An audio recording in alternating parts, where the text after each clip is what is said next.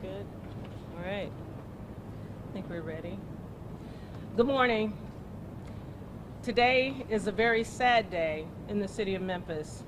First, I'd like to express our sincere condolences to the family, friends, and numerous others who have been impacted by the tragic and heinous kidnapping of Eliza Fletcher.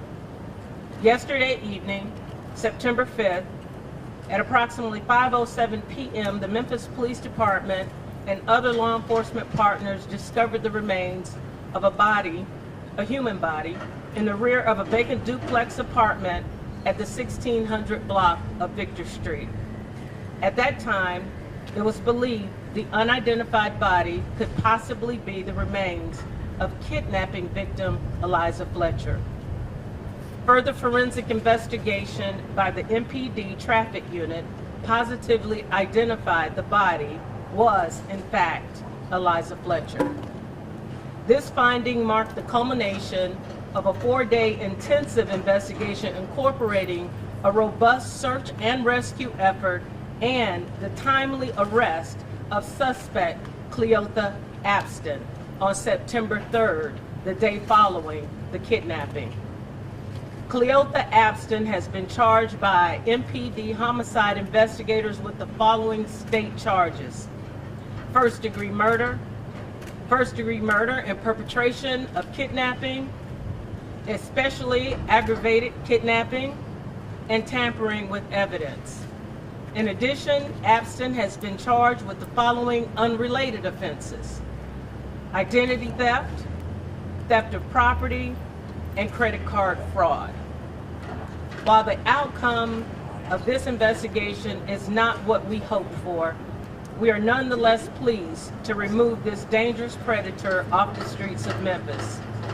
I'd like to personally thank the professional and highly skilled men and women of the Memphis Homicide Unit, the Memphis Police Department, the FBI, the U.S. Marshals, the Tennessee Bureau of Investigations, the Shelby County Sheriff's Office, the District Attorney General's Office, Homeland Security, the ATF, and the University of Memphis Police Department for your relentless efforts and many contributions toward this investigation.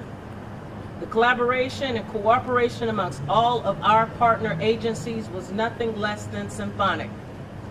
We are also very grateful for the hundreds of tips that came through our Crime Stoppers and other platforms from our citizens at large. Our engaged and supportive community is truly our most valued asset. Just remember that this still is an ongoing investigation. At this time, I would like to bring up FBI Special Agent in Charge, Doug Kornesky. Good morning. First and foremost, on behalf of the FBI, I want to extend the extreme sympathy and condolences of our office to the family and friends of Eliza. While most of us did not know her prior to this tragedy, through the course of the recent investigation, we got a small glimmer into the light that she was to her family and friends and community. Next, I just want to commend the immense collaborative efforts of the local, state, and federal law enforcement during this investigation. As the family knows, every possible resource that we had as a law enforcement community, to include the FBI, was brought to bear to both find Eliza and her perpetrator and hold him accountable. And as simply last, I just want to thank the community for their support during this investigation, the many tips and leads that we received. We are a member of this community as well, and this situation, this tragedy, impacts us deeply as well. So with that, I just again want to thank the community. Next, I'll be followed by the Acting Assistant Special Agent in Charge, Ollie Roberts from ATF.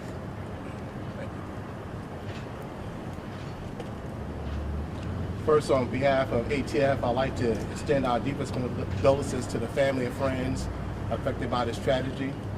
No resources were spared to locate and arrest the individual responsible for this incomprehensible violent crime. ATF utilize resources such as assigning special agents, our canine, and utilizing the E-Trace database. We also utilize our expertise as we work with our state and local partners to bring about justice to the family and friends in reference to this tragedy. I would like to bring next up U.S. Marshal Tyrese Miller. Thank you. Good afternoon. On behalf of the United States Marshal Service, we certainly want to extend our sincere condolences to the family of Eliza Fletcher, her friends and family, and those that knew her. As I understand it, she touched many lives, and it's certainly a loss. As I've said on numerous occasions, the Marshal Service has a very unique relationship with the Memphis Police Department. At any time they call, we're there to assist. We were glad to receive that call on Saturday when a suspect had been identified. We then went about finding the suspect vehicle in question, as well as the suspect himself. He was spotted, the vehicle was spotted at the apartment complex, and we also conducted surveillance on him. And then when he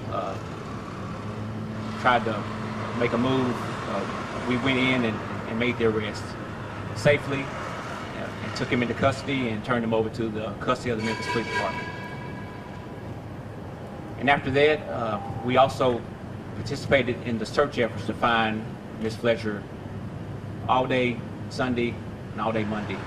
And as has been stated, it was not the outcome we were looking for. We were dedicated and committed to continue those search efforts and assist our partners until she was found. Next, I will turn it over to District Attorney General Steve Mulroy. Thank you. Good morning. I also want to add my condolences and the condolences of my office to the family of Eliza Fletcher. To lose someone so young and so vital is a tragedy in and of itself, but to have it happen in this way with a senseless act of violence, it's unimaginable. And we express our deepest condolences. We're praying for them. I'm praying for Eliza, and I'm praying for the family.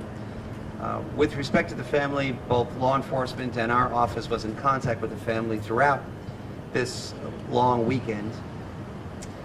They have been fully cooperative throughout that entire process, and in contrast to whatever baseless speculation you might have seen, we have no reason to think this was anything other than an isolated attack by a stranger. With respect to the family, we were in touch with them, as I said, throughout the course of the weekend. I visited with the family personally over the weekend. I also visited them this morning when we had terrible news to deliver to them. And I have a message from the family that I want to express to all of you, the public, but also the media. Please respect their privacy. Please allow them to grieve. At an appropriate time, they will be making a statement. I believe a written statement will be forthcoming, but we really do ask that you avoid intrusive questioning and respect their privacy. I also want to take this opportunity to commend all of law enforcement, the people behind me and all the agencies they represent. I had the opportunity to go to the command center over the course of the weekend, and I saw with my own eyes the seamless cooperation among all of them. Chief Davis referred to it a moment ago as symphonic. I think that's an entirely appropriate adjective. I watched myself how they cooperated, and I was very impressed with the speed with which they developed leads, the speed with which they turned around test results, the diligence with which they coordinated the search efforts. They're all to be commended. As for our office, the defendant was arraigned this morning on charges of kidnapping and tampering with evidence. He'll be arraigned tomorrow morning on new charges that we now have to bring of first-degree murder, premeditated murder, murder in the course of perpetration of a kidnapping. Any kind of violence, of course, is unacceptable, but repeat violent offenders particularly deserve a strong response, and that's what they'll get from this district attorney's office. We will continue to cooperate with law enforcement and work closely with them, as we already have, so that we can do our best to bring justice to this tragic situation. And I'll end there. I'll note that because this is still an ongoing investigation and a pending case, and I, as a prosecutor, have certain legal limits on what I can say. There are probably limits to what kind of questions that I can answer or that can be answered by anybody. But I'll just end there. Thank you. This question is for anyone in law enforcement.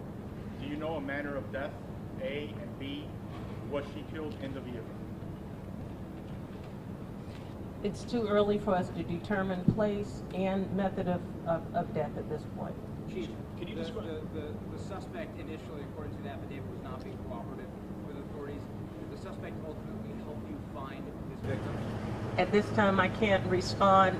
We are still working with that suspect, but at this time, we have not gotten very much information from that individual. Can you describe how Ms. Fletcher ended up or involved? Say that again? May anyone else be charged or involved? It's still early on. We're still uncovering various leads. This is an ongoing investigation. That's a possibility. But at this time, no one else has been charged. Chief, can you describe how Ms. Fletcher ended up in the vacant duplex? We really don't know at this particular time.